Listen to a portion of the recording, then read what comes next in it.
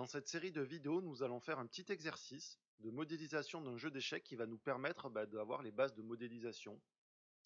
Donc, pour commencer, déjà, on va s'attaquer à l'organisation d'un projet. Ce que vous devez faire, c'est avoir un dossier. Hop, je vais revenir à la racine. Donc, j'ai mon dossier qui contient mon fichier Blend, donc que j'ai déjà enregistré, un dossier texte dans lequel nous allons mettre des textures, et là j'ai mon dossier ref qui contient la photo sur laquelle qui va me servir de référence pour modéliser le jeu d'échecs. Donc je l'ai affiché ici, c'est une photo de quelqu'un qui s'appelle Eric Bray que j'ai trouvé sur Pixabay. Voilà, donc ça va nous servir d'inspiration et de base pour faire notre jeu d'échecs. Donc une fois que vous avez fait votre dossier, que vous avez enregistré votre fichier, ce qu'on va voir aussi c'est l'organisation des collections. Donc les collections ce sont des groupes d'objets qui permettent d'organiser votre scène dans Blender. Donc là de base, la collection contient une caméra, un cube et une lumière. Voilà, c'est ce qu'il y a par défaut dans Blender. Donc ce que je vais faire c'est créer une nouvelle collection. Alors pour ce faire, on peut aller dans sur le petit icône là-haut. Voilà, et ça va créer ce qu'on appelle la collection 2. Donc moi je vais l'appeler, comment? Ben, je vais l'appeler pion, puisque c'est là que je vais mettre tous mes pions du jeu d'échecs. Et la collection d'en haut, je vais l'appeler mise en scène. C'est là que ça contiendra notre lumière et peut-être notre décor, on verra. Voilà. Donc dans la mise en scène, j'ai ma caméra, j'ai ma lumière, mais j'ai pas besoin de mon cube. Le cube, ce que je vais faire, c'est que je vais le déplacer dans pion. On verra après qu'il y a d'autres méthodes pour déplacer dans les différentes collections, mais voilà, pour l'heure, on le fait comme ça. Donc voilà, ça c'était l'organisation. Donc pour commencer maintenant, je vais importer mon image dans Blender pour pouvoir la voir.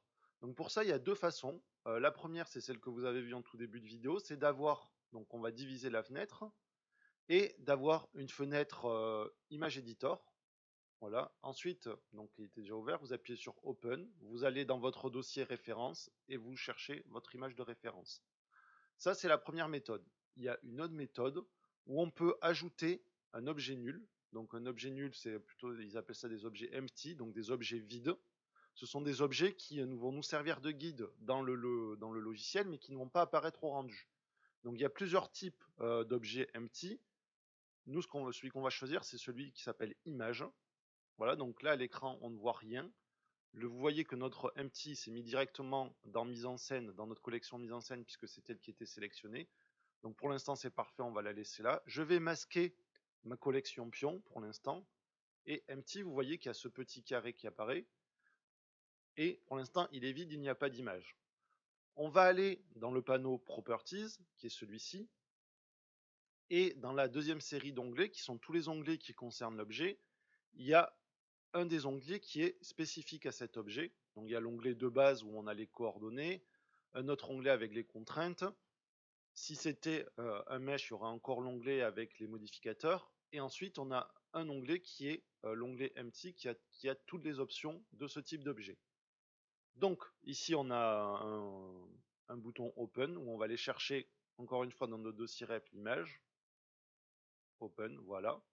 Et là, vous voyez que l'image apparaît. Alors, cette image-là, ce qui est pratique, c'est que elle est directement dans la vue 3D. Donc vous l'avez tout le temps, même si je l'ai aussi dans la vue du dessus. Voilà, si je vais dans la vue de face, je la vois plus parce que c'est tout plat. Ce que je vais faire, c'est que je vais la retourner sur X. Alors pour ça, on va faire une rotation sur l'axe X. Donc je viens chercher mon outil rotation. Je fais ma rotation et je vais appuyer sur CTRL pour contraindre de 5 degrés en 5 degrés. Vous voyez en haut à gauche les degrés que vous tournez. En haut à gauche de la vue 3D. Donc voilà, je me mets à 90. Voilà, donc maintenant j'ai mon image qui est bien de face. Je vais la monter un petit peu aussi sur l'axe Z pour l'avoir au-dessus du sol. Voilà, cette image, ce qui est pratique, c'est que s'il y a d'autres objets, là par exemple je vais mettre le cube, donc on la voit plus. Par contre, je peux dire au logiciel que je veux qu'elle soit toujours visible, donc là en front, ou en back, ça veut dire qu'elle est toujours derrière. Voilà, moi je vais laisser par défaut, mais ce que je vais faire, c'est que je vais la monter, la mettre un peu en arrière et peut-être pourquoi pas l'agrandir pour qu'on la voit bien. Je me trompé d'outil. Voilà, avec S, donc je vais l'agrandir et ensuite je vais la bouger vers l'arrière. Voilà. Vous pouvez aussi changer la transparence, si jamais elle est un peu trop encombrante. Donc là, on est bon. On va pouvoir commencer à modéliser notre jeu d'échecs. Voilà, donc on va commencer avec la pièce qui est la plus simple, qui est le pion. D'ailleurs, je m'aperçois que je me suis trompé quand j'ai nommé mes collections, donc c'est pas pion, mais pièce dont on va renommer la collection. Voilà, pièce. Et mon cube, je vais le renommer en pion, puisque ça va être mon pion de base, et même on va le renommer pion underscore. Allez, on fait les blancs ou les noirs en premier, on va faire les noirs en premier. Donc pion underscore n pour noir, et point 001. Voilà. Parce que Blender nomme les fichiers, les objets comme ça. C'est-à-dire que si vous le dupliquez, il va s'appeler, si je le fais de suite que je le duplique, il va s'appeler automatiquement. Ah ben non, il s'appelle pion.00. C'est pas grave. On va renommer le pion.00. C'est vrai que ça commence par 0. Voilà, comme ça ce sera le tout premier. Voilà. Alors, vous voyez que les pièces de jeu d'échecs ont une particularité, c'est vrai que la plupart sont en révolution, c'est-à-dire qu'elles ont un profil et ce sont des pièces rondes, donc à partir du profil on peut faire tout le tour. Et donc on va utiliser une technique particulière qui nous permet justement de faire ces objets, on va dire cylindriques, avec une révolution. Et cette technique-là vous permettra après de faire plein d'objets comme des bouteilles, des verres, des assiettes, toute la vaisselle quoi, quasiment. Enfin non, pas les couverts. Voilà, enfin pas les couteaux, les fourchettes. Bref, on s'égare. Donc on va commencer par ce pion. Donc ce que je vais faire, c'est que j'ai mon cube qui est sélectionné. On voit ici qu'il est en mode objet. Et donc pour commencer à modéliser, c'est-à-dire qu'on va changer sa structure, je vais passer en mode édition. Voilà. En mode édition, je vois que tous les points sont sélectionnés. Donc pour ceux qui n'ont jamais fait de 3D, la structure de base d'un objet, c'est que l'objet est composé de points. Donc les points, c'est ça. Chaque point est relié par des arêtes. Et quand on a à partir de 3 arêtes qui sont reliées entre elles, on a ce qu'on appelle une face. Pour passer du mode point au mode arête ou au mode face, vous avez ces 3 icônes en haut à côté de là où j'ai changé le mode de l'objet. Ou bien vous avez la touche 1, 2 et 3 donc qui nous permettent de passer en mode de sélection point, en mode de sélection arête ou en mode de sélection face. Donc je repasse en mode de sélection point, donc avec la touche 1, et je vais sélectionner tous les points. En fait, ce que je veux, c'est n'avoir qu'un seul point. Donc je pourrais tous les supprimer et n'en garder qu'un, mais ce que je veux faire, c'est que je veux gagner du temps, et donc je vais tous les fusionner en un seul au centre. Donc pour ça, je sélectionne tout, et on va utiliser la fonction merge, qui est la fonction fusionner, qu'on trouve dans le menu vertex, et qui est merge, où est-ce que je l'ai là? Voilà, merge vertices. Donc ça veut dire fusionner les points. Ou alors vous avez le raccourci clavier Alt M, qu'il vaut mieux retenir parce qu'on va s'en servir souvent. Donc Alt M. Et quand je fais Alt M, il va me proposer plusieurs choses. Add Center. Donc ça va fusionner les points au centre de la sélection. Et Add Cursor, ça va me fusionner les points là où est le curseur 3D. Bon, ici, le centre de sélection et le curseur 3D sont au même endroit, donc ça importe peu. Donc je vais refaire mon Alt M. Ah ben, pourquoi ça marche plus? Voilà, Alt M, et je vais mettre au centre. Et là, il ne reste plus qu'un seul point qui s'est mis au centre. Ce que je vais faire ensuite, c'est que on va faire le profil de la pièce, juste le profil, et après on utilisera un modificateur qui va nous faire tout le reste de la pièce. Donc je vais passer en vue de face, donc soit en appuyant sur la touche 1, ou alors il y a plusieurs façons, vous pouvez ici appuyer sur le petit rond vert, et donc on voit là que je passe en vue de face, sinon vous avez toujours accès à partir des menus. Donc vue de face, front. Voilà. Je repasse en mode objet, donc soit en passant par le menu ici en haut, soit en faisant CTRL Tab pour ouvrir le menu circulaire, et je repasse en mode objet. Pourquoi je fais ça? Parce que j'ai besoin d'aller manipuler mon image qui est derrière. Donc je vais aller la chercher, je vais descendre le pion, je vais le mettre au milieu, à peu près. et je vais dessiner mon profil à partir de... En me basant sur l'image, ça va être plus simple. Voilà, donc là, je vais sélectionner mon objet pion et je repasse en mode édition. Alors, nous avons notre point qui est tout seul ici. Notre point, alors, je repasse, j'ai pas bien mis mon image, voilà.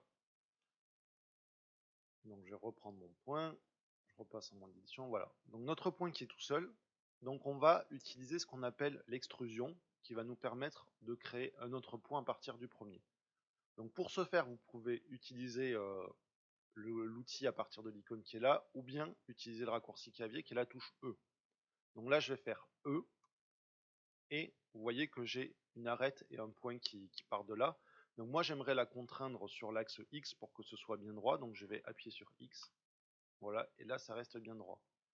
Je refais la même chose, mais cette fois vers le haut, donc je vais contraindre sur l'axe Z, et ainsi de suite. Donc comme ça, vous allez petit à petit créer le profil.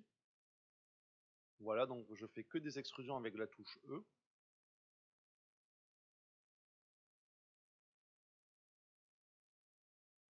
Et je vais suivre mon image, à peu près.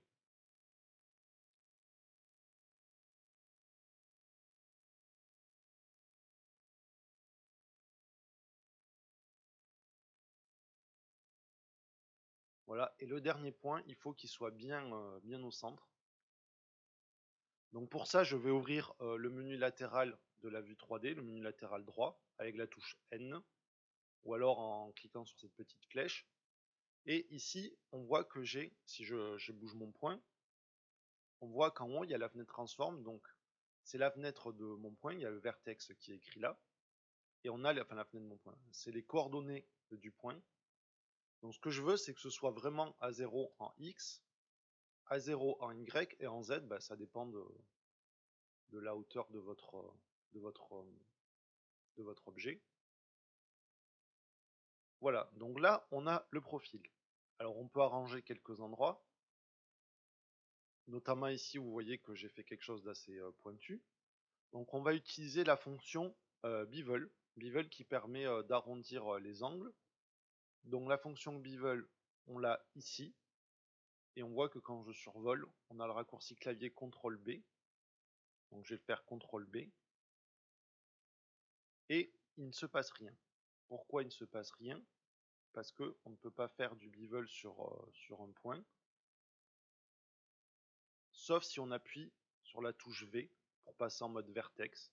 Et là, on voit que je peux faire mon bevel, mon biseau en français, voilà, c'est comme ça qu'on traduit. Et avec la molette de la souris, je vais pouvoir ajouter un ou plusieurs points. Donc là, je vais en rajouter 3 points.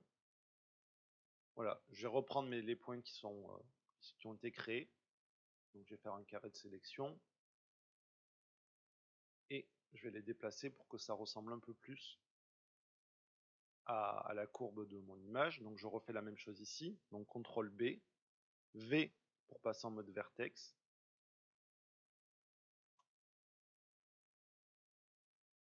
Voilà, on va y aller doucement. On va mettre moins de points ici, je pense qu'un seul ça suffit. On va faire pareil en bas. Donc CTRL B, V pour passer en mode vertex. Ici aussi, CTRL B, V pour passer en mode vertex. On va mettre, non, c'est comme ça, c'est bien. Et ainsi de suite jusqu'en haut.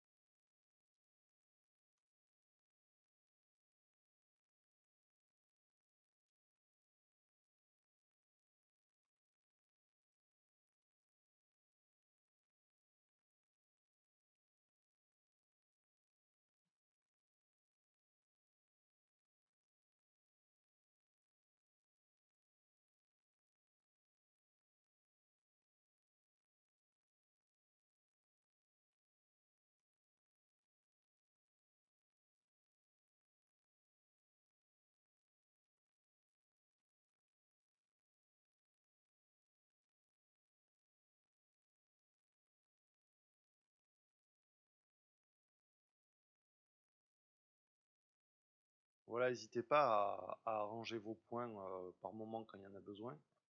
Donc là, on voit que j'en ai pas ajouté assez. Alors ce que je vais faire, c'est que je vais diviser les arêtes. Donc pour diviser les arêtes, ben, il faut que je sélectionne une arête. Une arête, c'est 2 points. Donc je vais sélectionner un point en haut et l'autre point avec la touche Maj. Voilà. Et on va aller dans Edge et on va trouver Subdivide. Donc on voit que ça nous a rajouté un point. Donc notre arête a été divisée en deux. Donc je vais faire un peu mieux le profil. Donc je vais faire pareil ici. Donc je vais sélectionner mes 2 points et faire Subdivide. Donc Edge, Subdivide. Bon, on voit là que c'est un peu laborieux quand on a des choses comme ça, des choses des fonctions qui se répètent. Et ben, je vais pas sélectionner mon point derrière. Voilà. Donc comme je disais, donc c'est un peu laborieux. Si jamais vous avez un raccourci clavier enfin une fonction que vous utilisez souvent et qu'elle n'a pas de raccourci clavier, là on voit quand je vais sur Edge qu'il y a certaines fonctionnalités, donc Bevel qu'on a déjà utilisé, qui a un raccourci clavier mais pas les autres. Vous pouvez vous faire votre propre système de raccourci clavier. Donc Blender a ce qu'on appelle un menu quick qu'on fait intervenir avec la touche Q. Donc là par exemple je vais aller dans mon Subdivide. Sur Subdivide je vais faire clic droit et je vais aller sur Add to Quick Favorite.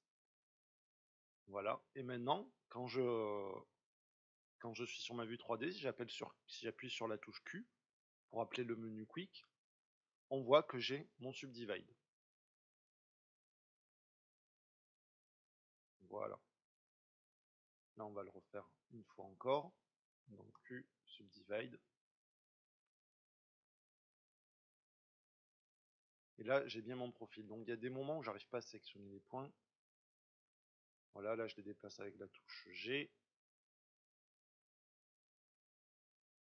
Donc, vous arrangez le profil pour qu'il soit plutôt joli.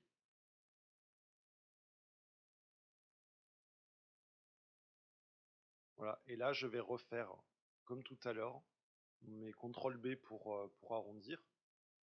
Donc, ici, CTRL B, V.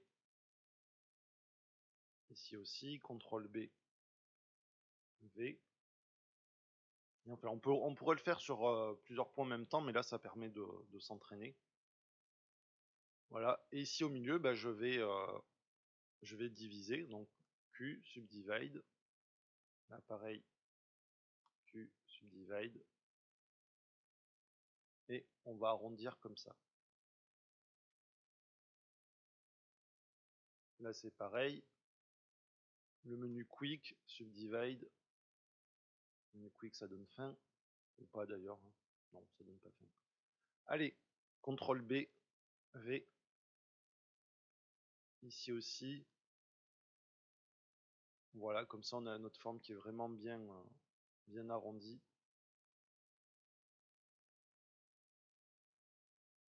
S'il y a des endroits où ça manque de division, on appelle le menu Quick et on divise, ou on va chercher le Subdivide dans le menu Edge. Voilà, donc là on a un profil qui est vraiment pas mal. Ah, je vais peut-être rajouter ici un petit arrondi. Donc on a un profil qui est plutôt pas mal, donc seulement ce profil, bah, il est en 2D, il n'est pas en 3D, et nous on est dans un exercice pour faire de la 3D. Donc on va aller dans le panneau des modificateurs, dans l'onglet modificateur de la fenêtre propriété, Properties, et l'onglet modificateur, c'est celui qui est représenté par cette petite clé à molette. Donc dessus, vous allez dans Add Modifier pour ajouter un modificateur. Et on a un modificateur qui est tout prêt pour ça, qui est... On va le retrouver.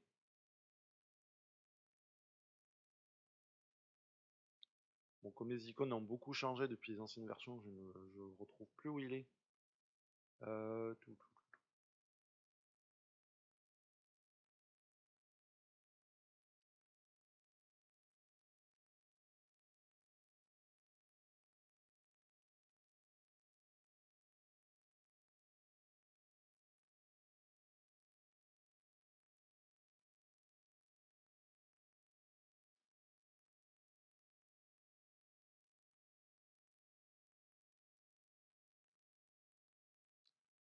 Ok, donc c'est le modificateur qui s'appelle Screw.